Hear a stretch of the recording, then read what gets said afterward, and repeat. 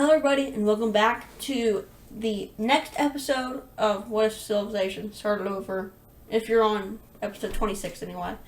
So this is episode 27 and there are a lot of events that are going to happen in today's episode that are going to change what's going to happen in the future. We're going to start off though over here as the Lavender Mexican country is going to attack the Lime Mexican country. And some of the stuff will make sense later. But for now, we're going to turn on major cities.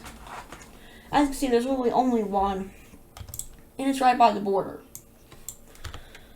And in 30 days, they're going to go up this side into the Texas area, take a little bit of this land, and take the major city pretty much instantly. Sticking to this side, they do meet a little bit of resistance though. They hold out until a rebellion happens, and this country is formed. You might remember this if you're an OG. You don't have to be that OG, but you should remember this if you've been here a while. And it's going to start also making its way into this country as well. I'm going to shade it a little bit different. And it gets to about this much. Here there isn't as much resistance until you get closer to the capital.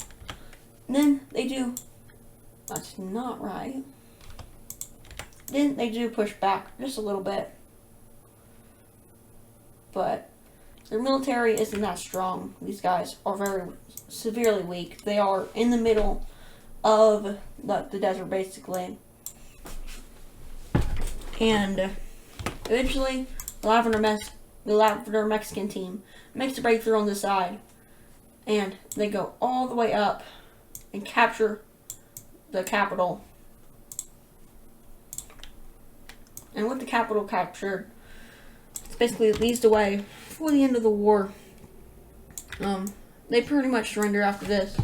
Now we can see the peace treaty. And here's the peace treaty. Starting off, the Lavender Mexican team gets this province and this province. So they take all the little areas around here.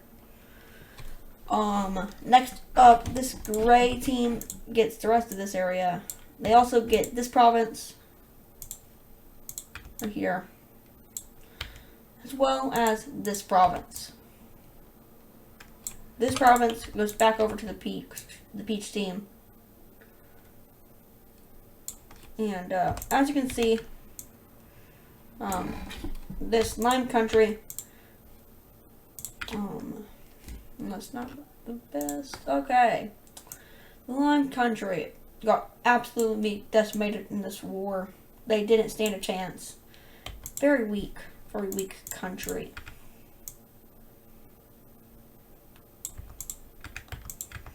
So, after this, it'll look like this. Texas kind of stayed out of this. They want to keep their, they haven't changed at all. Their borders haven't changed. They look just like they did at the very start when they were a cyan team colony, or an orange team colony, actually. And now they're here and they want to stay like this. They don't really want to have to leave and move their borders around. And they think it's unnecessary. And now we look at the next thing in the scenario. Go ahead, turn off the provinces, and we can fix up these borders just a little bit.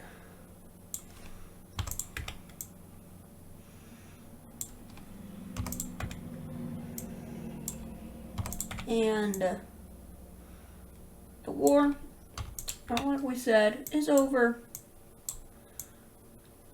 This California, the Baja California / California, they didn't do anything. This union, they weren't really involved in that, in a lot of stuff. Next,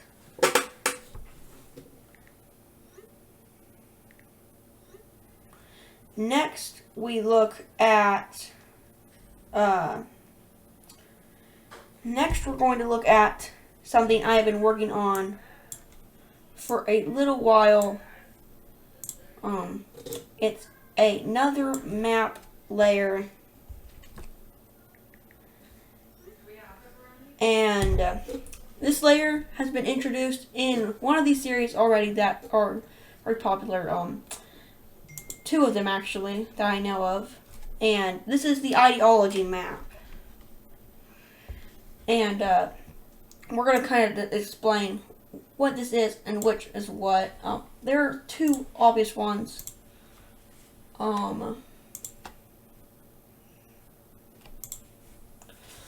first one is red. Okay, I think we all know what this means. This is going to mean communism. Communism. Next, we look at another really popular one. Should be easily described. You can tell what it is very easily. And this is the dictatorship. So now, these are our main two. And this is where it kind of gets confusing because there's a blue and a yellow. But there are a lot of yellows and there's not very many blues. That is because the way I did this, I set up blue, so like this. I set this up as monarchies. So you'll see there are a few across the world, a few in America, a good amount in Northern Europe, and surprisingly a lot in Asia. Monarchies kind of started over here. And like they started in Europe over here and in Asia at about the same time. And that's why there's so many of these.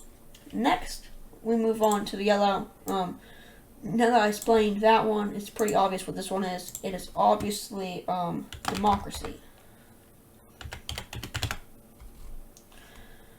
And now that we have all of those, I might go in and make like a flawed democracy.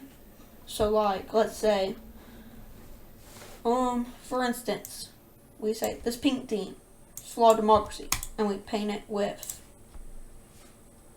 this kind of circle to indicate it's flawed. And like, just like some of these around the world, we can do flawed democracies.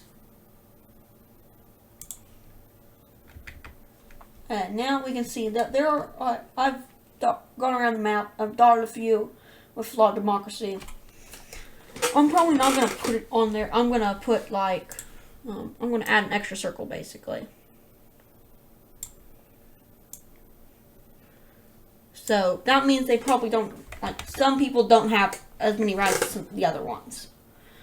And now that's all of them. And we can actually see how many communist countries there are. Of course, we can start down here. Indonesia, we've known that for a while. They've been on a rampage. North China, we knew this. So, there's this pink team right here, actually, as well as this country, this orange country right here. We haven't really talked about them being it. This team, I kind of hinted at it being kind of like the Farmers Alliance in Ace Pro series. That's basically what this is. It's communist. Red team up here, communist. There are surprisingly none in Europe yet. Of course, that could always change. There's this green country, this purple country, these two countries right here, and this country. A lot of these new countries, they really like the idea of communism. This new country right here and Uruguay. So lower Venezuela and Uruguay. They both have it. Central America is also communist, as well as this little blue team. And that's all the, oh, and of course the new Alaska, they're communists now. So now we can see all these, and there are a lot of new different ideologies. This is going to be a major point, but for now, let's get on with the video. And now let's talk about Northern China, or whatever you want to call it. Northern China, South Korea. Technically, this would be South Korea. But whatever you want to call it, they've been slowly on expansion. Of course, they did get this island in the peace treaty, but they also did take a part of this island from, I think, the Philippines. Indonesia had it when the Philippines broke away and all that. This pink team also been on the rise. Of course, we know they gained this area, these islands, and then this area now. And we're going to talk about something that we haven't talked about in a good bit. First, alliances. We know that there is a triangle team alliance. Well, first of all, one major thing that needs to happen here. We all know the Square Team Alliance basically lost a member after this team collapsed. The rest of it's going to stay the same. The Right Triangle squad team, I would say they stay. Circle team probably stays. Next, we go up here. They're on the rectangle team, so I'm gonna make that more of a better square.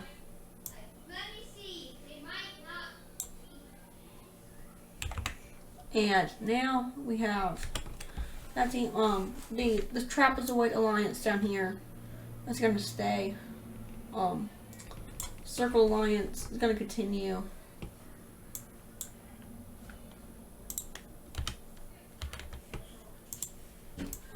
We're gonna erase this actually and change it up just a little bit.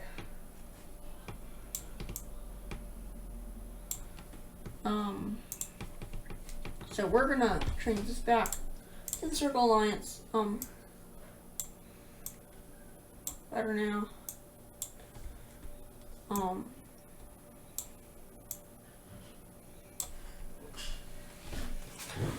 Next, we're gonna probably recolor all of these yellow. Yellow just works better. So we're gonna convert all these over to yellow.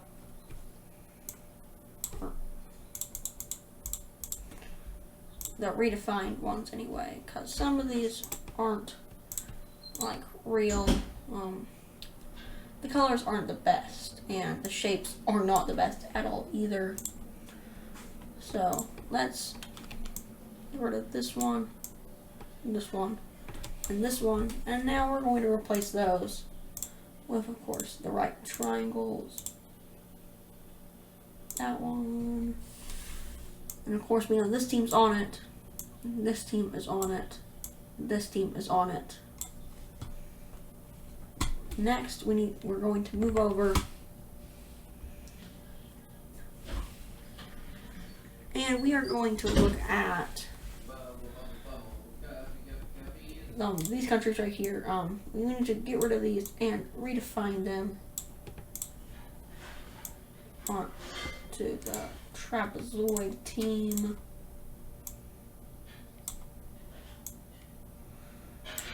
There are a lot of alliances in the world, and we're going to get to that later. Next, we need to go down into Africa. We're going to erase all these.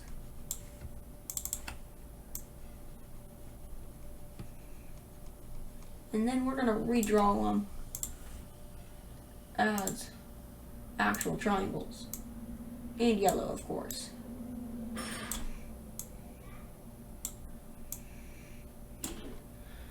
Okay, next we're going to do this economical alliance right here. I'm just gonna get rid of all this and remake it. So Just a rounded rectangle. Right here, there's going to be some stuff happening. This country, whatever you want to call it, Israel, whatever it joins. This country, of course, was in it. This country was in it. This country was in it. This country was in it. This country was in it. And of course, the little line team was in it.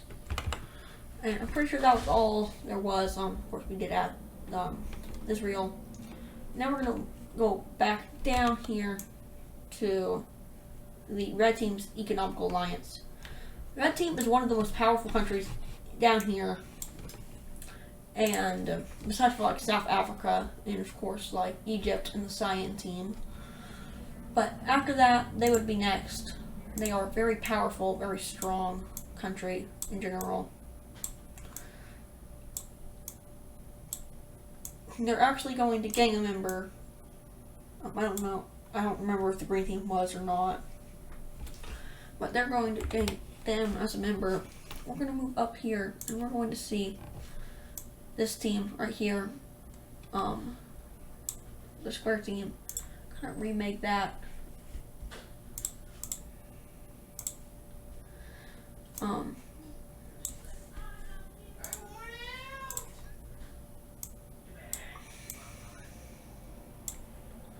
So these three, of course. I don't think Britain would rejoin this. Our government has been going through a lot of change recently. And we will end up getting to this later. Up here, there is a ton of change that needs to be made. First of all, starting off the Diamond Alliance.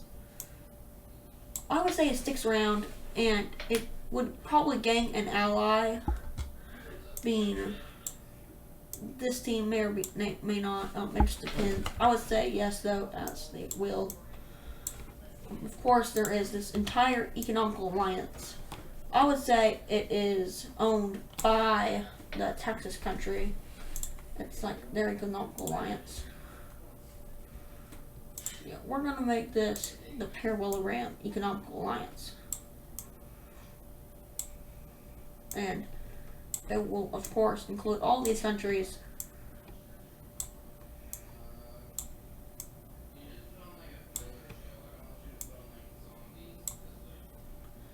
And the Lavender team will join this. You don't have to share currency for this one, unlike some other ones like this one. All these guys share currency. Makes it really easy for trading. This one doesn't. This African one does though. And then we have to go back down to here, as this alliance is basically disbanded down here. And now it is just this country right here and this country. So now those two are part of it. And there we go. That's basically the revamp of it. Down here comes that alliance back, and now all the alliances are revamped. And you might have noticed that I didn't draw the Cyan team back in, and we'll get to that later. We need to go back and talk about North China again. Like I said, they are surrounded by this allied team and the economical alliance. They gained a little bit of land, but something else that is really important to the series is the AN, Association of Nations. It's very important. They are not in it. They are opposed to it a lot. They have this big campaign to not join it. It's a whole thing. So yeah, they're not in it. And this they are really mad, and we should go ahead and look at the nuke map, because we have not looked at this in a long time. So last we saw, there were a lot of nukes building up all over the world. So there's nukes everywhere basically. There's a lot of nukes all over the world right now. Down over here though, we are going to talk about this just a little bit. This team and gives all the there's all the way over to this team. So now they have 5 nukes, and the nuke progression has basically stopped in the world. There's been some stuff. But we need to remark this number, and they haven't grown any. And now for some reason they have 59 nukes.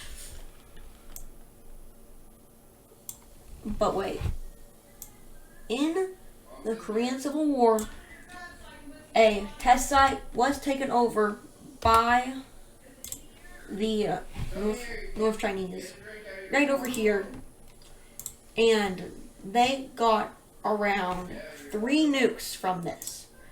They are now a nuclear power with 3 nukes. And all over the world, this is very shocking. There's been an immediately act of order, and it says if you are in the AS, your nukes become 1. So now I have to go to the AN, and basically that says all your nukes are given over to it. Some countries are going to go with this. America, you're allowed to only keep 3 nukes now, so they go up to 3, go down to 3 nukes. The other 10 are going to go over to. This is the first team with 100 nukes in their territory, so 106 nukes. So now the red team has 106 nukes from taking those from the brown team, or the American team, sorry. Then, over here, these nukes are basically taken out, and they go back to that team. Straight up, they just, they leave the AS for unknown reasons for now. So they're out of the AS for now, so they can keep their nukes. These other countries, like over here, they're going to comply, only keep 3 nukes. And they accept this, so from 15 to, they actually just give up on nukes. They think there's no point of them. Estonia is going to keep their nukes, but other countries like this country are going to give them up. And now that's 30 more nukes over to these guys, but they're actually going to give them over to Korea, who is now at 89 nukes.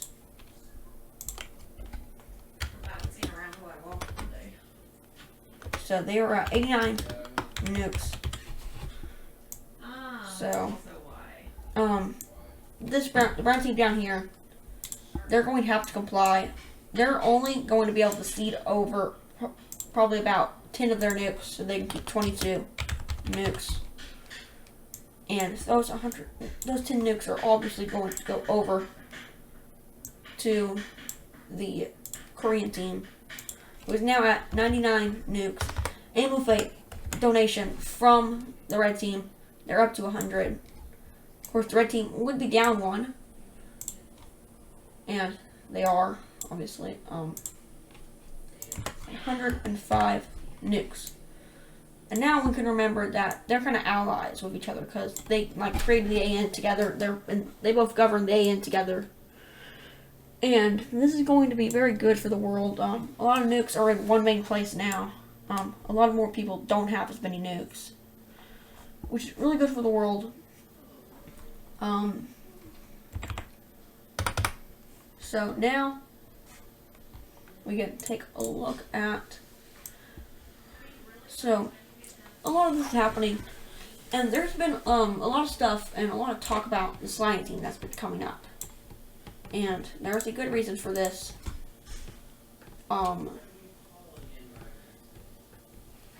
So, what is going to happen is the first fascist country is going to be born in ideology. We're going to probably color them green. So, they are going to be green.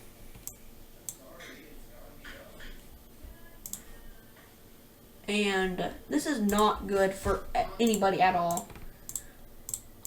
This is actually one of the worst things that could happen. Fascism being invented. Who would have thought? And that's very small. And fascist is born.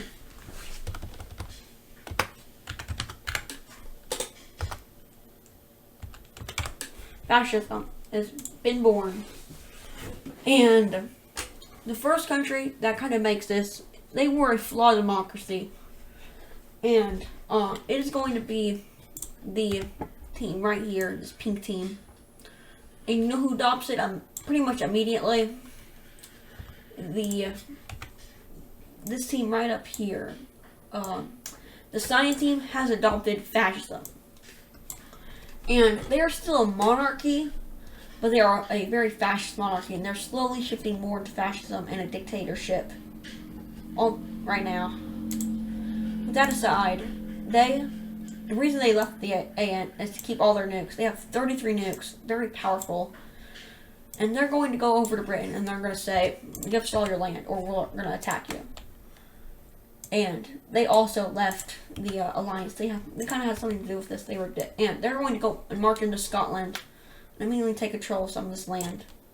In the early days, they are going to lose a little bit of land down here, but they're just going to keep blitzing through, eventually regaining almost all the land over here that they lost, until they surrender. The capital has been sieged. Full annexation. This is what fascist countries do. And now, this is very good for the Cyan team. They're very strong, and they have gained a ton of land. They're going to think about invading other countries, mostly this Britain country. The Britain country itself, they're gonna get a government change, if you know what I mean. A government change. Oh wow. Yeah, they have a government change for some odd reason. And they're attacking this green country. And they going from the north, and they start going around the capital. It's really close. They pretty much surround the capital, take it all over. Full annexation once again. These guys are ruthless. France is starting to become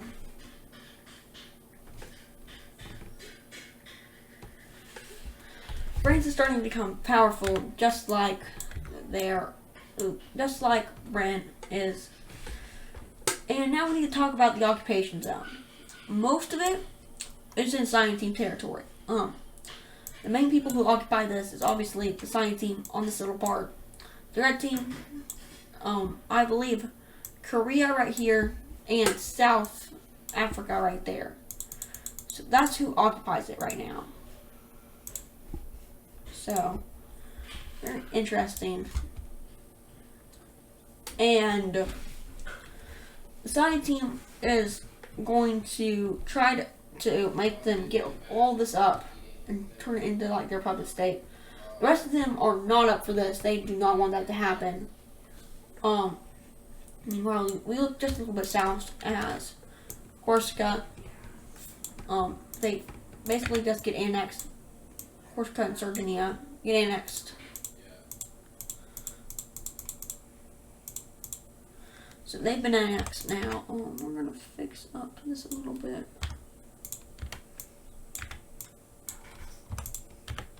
And there we go. The orange team has probably not been this big on the mainland Europe in a long time. I don't think they ever have. So this is really good for them. And we've been seeing a lot of change in Europe recently. Especially over here. And Germany is very tired, and they're not doing very great right now. Germany is suffering a lot, and it gets really bad at one point to where they have a rebellion. We're coloring them this gray color for now, and it starts in this little tip area over here, and it starts moving up like this. They can't stop this. It's really hard to, and they get taken over.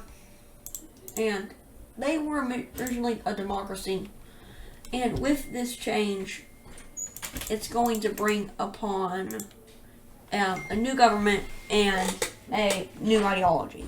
And there are two different people running for the elections this time around in the new government: fascist and a democracy. Guess who wins? It's fascist. Yeah, fascists is becoming very big in Europe, and a lot more of these guys are starting to become flawed democracies, having a potential to change over to fascism. They're not going to do any expansion for now. They haven't really nowhere to expand to. Pretty instantly, the people are going to be very mad about this. The whole government gets rewritten again, back into a normal democracy, which makes the science team and the purple team very mad. But they do have support from, especially the allies down here. These three, they have support from them. That's like a big southern blockade, so yeah. That's really all I have this episode. There's one more thing I would like to talk about, and it is down here. This purple country started fascism, and they've decided that they're going to go big or go home. So they decide that they're going to invade this red country, and pretty instantly they get to like here, and a little offensive right here, until the red team folds them. Yeah, the red team is not playing games. The red team is very, very strong, as we discussed earlier, and they're willing to take this to another level. And of course, we have these two communist countries right here, but they're not really going to do anything. And now we see them even pushing into this team, to this side, until, of course, South Africa is going to get in on this. They want this good old territory, and they're going to march in and take the capital with the help of the red team, which ends up leading to their surrender. And in the peace treaty, it looks about like this. You can zoom out and look at this. Down here, all this goes over to the Cyan team. They get all these provinces. Up here, the red team gets all this. And now that's one fascist country marked off the map. And this is kind of a new era. It's the era, we just left the era of democracy, I would say. And we're starting to get into more radical ideologies. And for now, that's going to do it all. Besides for one thing, this Cyan country gets annexed. And this is probably going to be the height of the South African Empire. Probably going to see more on this eventually. But for now, that's all, and I'll see you in the next one. Bye.